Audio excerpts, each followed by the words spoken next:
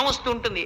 కానీ వివిధ జనుల వలన వినినంత కనినంత మహాపండితులైనటువంటి వారి దగ్గర నేను విన్నది చదువుకున్నది ఏదుందో దాన్ని, నాకు అర్థమైన దాన్ని, నాకు శారదాదేవి ఏమి కృప చేసిందో దాన్ని నేను చెప్పుకుంటున్నాను అన్నారు.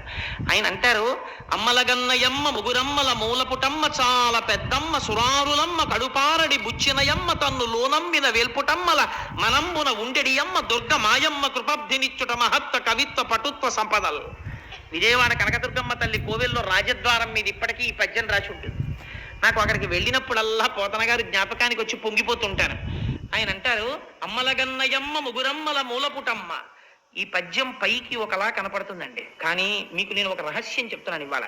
మీరు తెలిసి కానీ తెలియక కానీ పోతన గారు రాసిన పద్యాలు కొన్ని నోటికొచ్చి మీరు చదివారనుకోండి, సద్య ఫలితాన్ని ఇచ్చేస్తాయి. ఎందుకంటే మీరు కొన్ని చదవకూడదు, మీరు కొన్ని చెయ్యకూడదు. నేరుని శ్రీచక్రాన్ని ఇంట్లో పెట్టి పూజ చెయ్యగలరా? చెయ్యలేరు, పక్కన గురువు ఉంటే తప్ప. అది మన వల్ల కాదు. లేదు, మీరు బీజాక్షరాల్ని ఉపాసన చెయ్యగలరా? చెయ్యలేరు, కష్టం. కానీ పోతన గారు ఈ దేశానికి బహూకరించిన గొప్ప కానుక ఏమిటో తెలుసా అండి? మీరు ఆ పద్యాన్ని మామూలుగా పైకి అర్థం తీయండి. అమ్మలగన్నయమ్మ ముగురమ్మల మూలపుటమ్మ చాలా పెద్దమ్మ. అటువంటి తల్లి, అమ్మల్ని కన్నటువంటి అమ్మ ఎవరుందో, చాలా పెద్దమ్మ ఈ లోకంలో ఎవరుందో, అటువంటి తల్లి వేల్పుటమ్మల మనంబున ఉండెడి అమ్మ. దేవతా స్త్రీలైనటువంటి వారి యొక్క మనస్సుల యందు ఏ అమ్మవారుందో అటువంటి అమ్మని మహత్వ కవిత్వ పటుత్వ సంపదల్, ఈ నాలుగింటి కోసం నమస్కరిస్తున్నాను. అటువంటి దుర్గమాయమ్మ, ఆ దుర్గమ్మ మా అమ్మ. ఇది ఆయన చెప్పింది కదండి. నేనంట, మీరు చెయ్యలేనటువంటి ఒక చాలా కష్టమైనటువంటి పనిని పోతన గారు చాలా తేలికగా మీకు ప్రమాదం లేని రీతిలో మీతో చేయించేయడానికని ఇటువంటి ప్రయోగం చేశారు అంటున్నా. మీరు ఆలోచించండి, ఒక పిల్లవాడు ఉంటాడు, ఓ చిన్న పిల్లవాడు, వాడు ఆ పని చెయ్యలేడు. ఒక ఉదాహరణ చెప్తాను. ఓ చిన్న పిల్లవాడు ఉన్నాడు, 3 ఏళ్ల పిల్లాడో 4 ఏళ్ల పిల్లాడు. వాడికి కోరిక, రైలు నేను ఎక్కుతాను నాన్న, నన్ను ఎక్కించద్దు, నేను ఎక్కుతానంటాడు. వాడు ఎక్కగలడా రైలు? ఒక్కనాటికి ఎక్కలేడు. తండ్రి ఏం చేస్తాడంటే వెనకాతలుండి జాగ్రత్తగా పట్టుకుని వాడికి కనపడకుండా వెనక నుంచి మెల్లిగా ఎత్తి మెట్లు ఎక్కించి లోపలికి పంపించేస్తే వాడు లోపలికి వెళ్ళిపోయి ఇటు తిరిగి తప్పట్లు కొడతాడు, నాన్నగారండి రైలు ఎక్కేశానంటే. తండ్రికి తెలుసు వెనక నుండి ఎక్కించిన వాడిని నేనేనని. ప్రమాదరహితము చేసి ఎక్కించిన తండ్రిలా పోతన గారు చేసిన ప్రయోగం చెప్తాను ఈ పద్యంలోంచి, మీరు చూడండి. అమ్మలగన్నయమ్మ, ఈ మాట ఎక్కడదండి? అమ్మలగన్నయమ్మ అంటే అమ్మలు ఎవరని చెప్పారు? ఇది లలితా సహస్రంలో శ్రీమాత. శ్రీమాత అంటే శకార రకార ఈకారముల చేత సత్వ రజస్తమో గుణాధీశులైనటువంటి బ్రహ్మశక్తి, విష్ణుశక్తి, రుద్రశక్తులైనటువంటి పార్వతీ, రుద్రాణి, లక్ష్మీదేవి, సరస్వతీదేవి, ఈ ముగ్గురికి అమ్మ. ఈ 3 శక్తులను త్రిమూర్తులకు ఇచ్చినటువంటి పెద్దమ్మ అమ్మ ఎవరున్నదో ఆయమ్మ అంటే లలితాపరాభట్టారికా స్వరూపం. ఆ అమ్మవారికి దుర్గా స్వరూపానికి భేదం లేదు. అందుకని అమ్మలగన్నయమ్మ, ముగురమ్మల మూలపుటమ్మ. ఆ ముగురమ్మలే మనం మహాలక్ష్మి, మహాసరస్వతి, మహాకాళీ స్వరూపంగా కొలుస్తాం కదా. ఈ ముగురమ్మల మూలపుటమ్మ చాలా పెద్దమ్మ. ఈ మాట చూడండి, చాలా గమ్మత్తైన మాట. చాలా పెద్దమ్మ. ఏమిటి చాలా పెద్దమ్మ? దీన్ని మీరు సంస్కృతంలోకి తీసుకెడితే ఆ మాట ఏమవుతుందో తెలుసా అండి?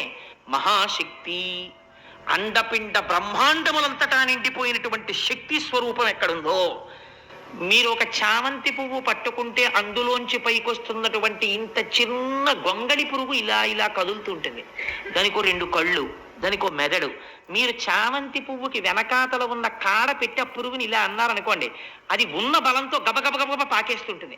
అంటే దానికి ఏమైనా జరుగుతుందేమో, నేను బతకాలని కోరిక. అంటే దానికి భయం ఉంది, దానికి కోరిక ఉంది, దానికి ఒక శక్తి ఉంది, దాంతో పరిగెడుతోంది. ఒక చీమ పరిగెడుతుంది. ఎక్కడ లేదండి అమ్మవారి ఇప్పుడు? ఎంత దయాస్వరూపిణి!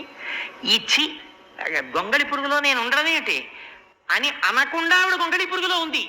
ఇలా ఉండడం మాతృత్వం, ఇది దయ. దీన్ని సౌందర్యం అంటారు. ఈ దయకి సౌందర్యం అని పేరు. అట్మోస్ట్ కంపాషన్ ఈ సౌందర్య. అది ప్రవహిస్తే సౌందర్య లహరి. అందుకని ఇప్పుడు ఏమైంది? ముగురమ్మల మూలపుటమ్మ చాలా పెద్దమ్మ. ఈ అండపిండ బ్రహ్మాండములంతటా నిండిపోయి ఈ భూమిని తిప్పుతూ, లోకములను తిప్పుతూ, ఇవన్నీ తిరగడానికి కారణమైనటువంటి అమ్మవారు ఎవరుందో ఆ అమ్మ ముగురమ్మల మూలపుటమ్మ, చాలా పెద్దమ్మ. ఈవిడ సురారులమ్మ కడుపారడి బుచ్చినయమ్మ. సురారి అంటే దేవతలకి, అరి అంటే శత్రువులైనటువంటి వాళ్ళ యొక్క అమ్మ దితి. దితి అయ్యోని ఏడిచేటట్టుగా ఆవిడికి కడుపు శోకాన్ని మిగిల్చింది. అంటే రాక్షసులు నశించడానికి కారణమైనటువంటి అమ్మ. దేవతల్లోకి శక్తిగా ఇవిడు ఉండకపోతే రాక్షసులు ఎలా మరణించారు? అందుకని సురారుల తల్లి కడుపారడి బుచ్చినయమ్మ, తన్ను లోనమ్మిన వేల్పుటమ్మల మనంబున ఉండెడి అమ్మ. ఇదో గొప్ప మాట. తన్ను లోనమ్మిన వేల్పుటమ్మలు ఎవరండి? అమ్మవారిని మనస్సులో నమ్ముకుని శక్తిలో తిరుగుతున్నటువంటి వాళ్ళు ఎవరు? మనకి అష్టమాతృకలని ఉన్నారు సంప్రదాయంలో. వాళ్ళని మనం 8 పేర్లతో పిలుస్తూ ఉంటాం. బ్రాహ్మి, మహేశ్వరి, మహాలక్ష్మి, వైష్ణవి, మహేంద్రి, చాముండి, కౌమారి, వైష్ణవి, ఇలా 8 దేవతలు ఉన్నారు. వీళ్ళని అష్టమాతృకలని పిలుస్తారు. ఈ అష్టమాతృకలు కూడా శ్రీచక్రంలో దేవతలుగా ఉంటారు. వీళ్ళు నిరంతరము అమ్మవారిని లోపల కొలుస్తూ అమ్మవారి వలన శక్తిని పొంది మనని ఉద్ధరిస్తుంటారు.